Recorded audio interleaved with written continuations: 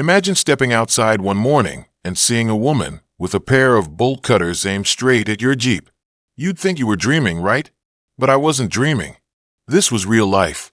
And what Karen didn't know was that this wasn't just my Jeep. It was an official police task force vehicle. And what happened next?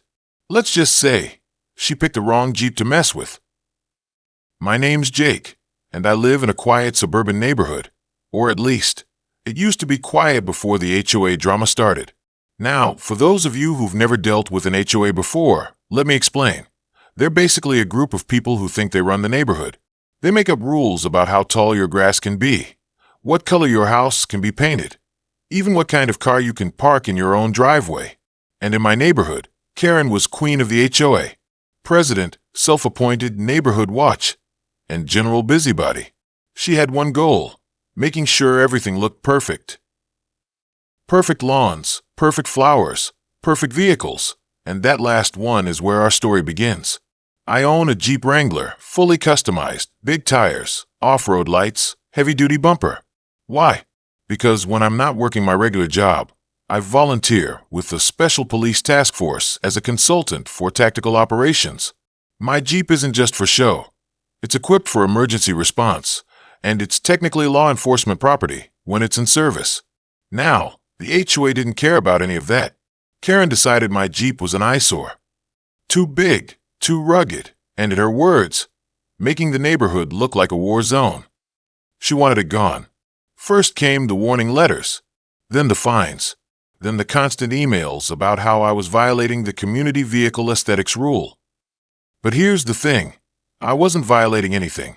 My Jeep was parked in my driveway on my property, and the HOA had no authority over it.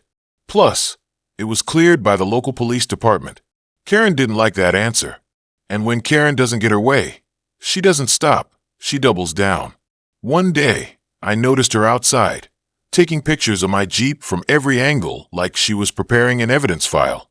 She even crouched down to get the license plate. I walked outside and asked, "Karen, what are you doing?" She smirked and said, "Documenting violations." I laughed and went back inside, thinking that was the end of it.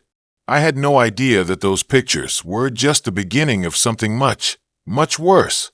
The very next morning, I walked outside with my coffee in hand, ready to start what I thought would be a normal day. The sun was shining, birds were chirping, and for a brief second, everything seemed peaceful. But then, I saw her, Karen.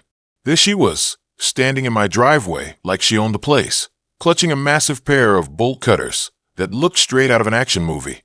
And not just holding them, she was mid-swing, jaws of the cutter around the thick, heavy-duty lock I had on the security chain for my Jeep. For a moment, I just froze. I honestly thought my eyes were playing tricks on me. But nope, this woman was seriously trying to break into my property in broad daylight. "Karen!"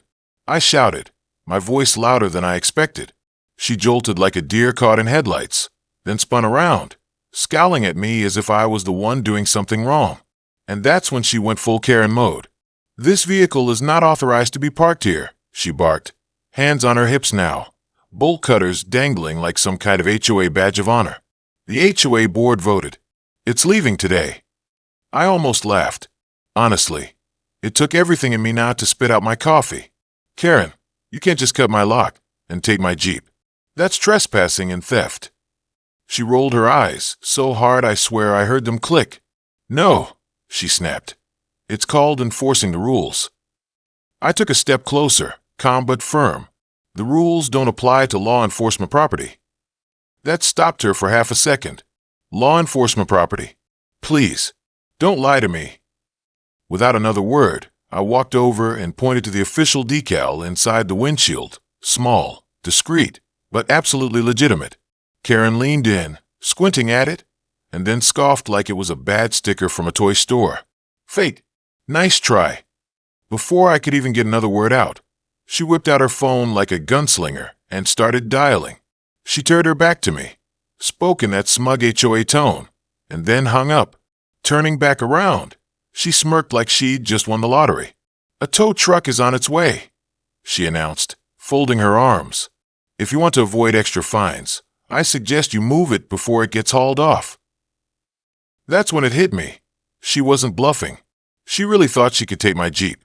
So I pulled out my own phone and called the police task force liaison.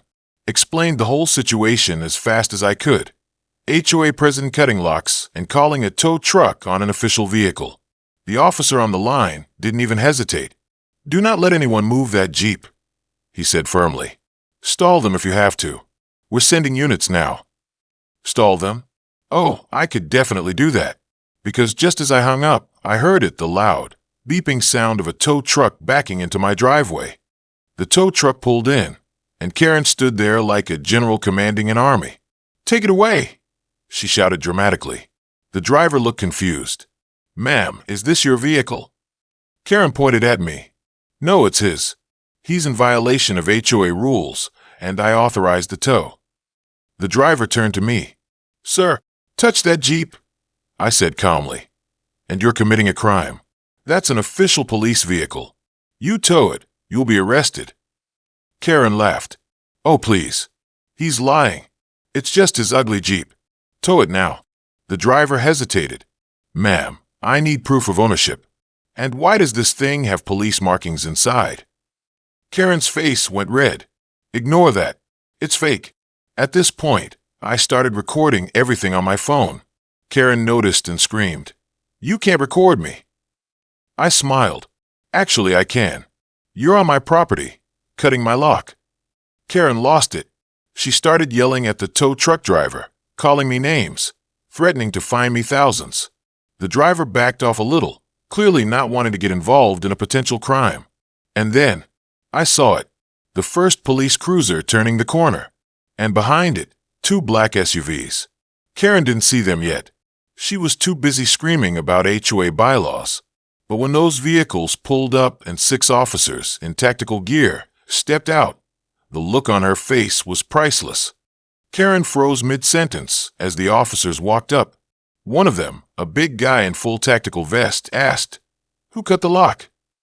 Karen stammered, He told me to." The officer pointed at me. I shook my head. Not a chance.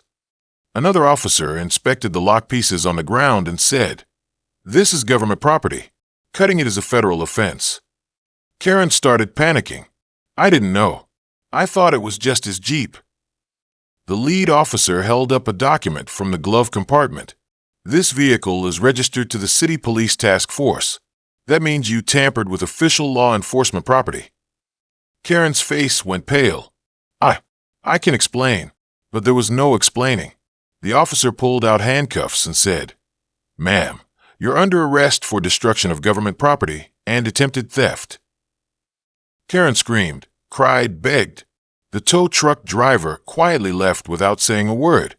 Karen was hauled away in a police cruiser, still yelling about how she'd sue everyone.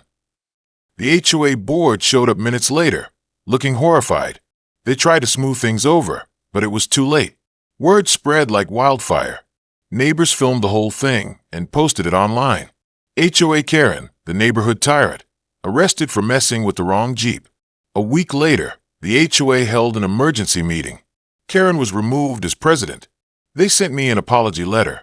And the best part? The police task force gave me an official thank you for protecting their vehicle.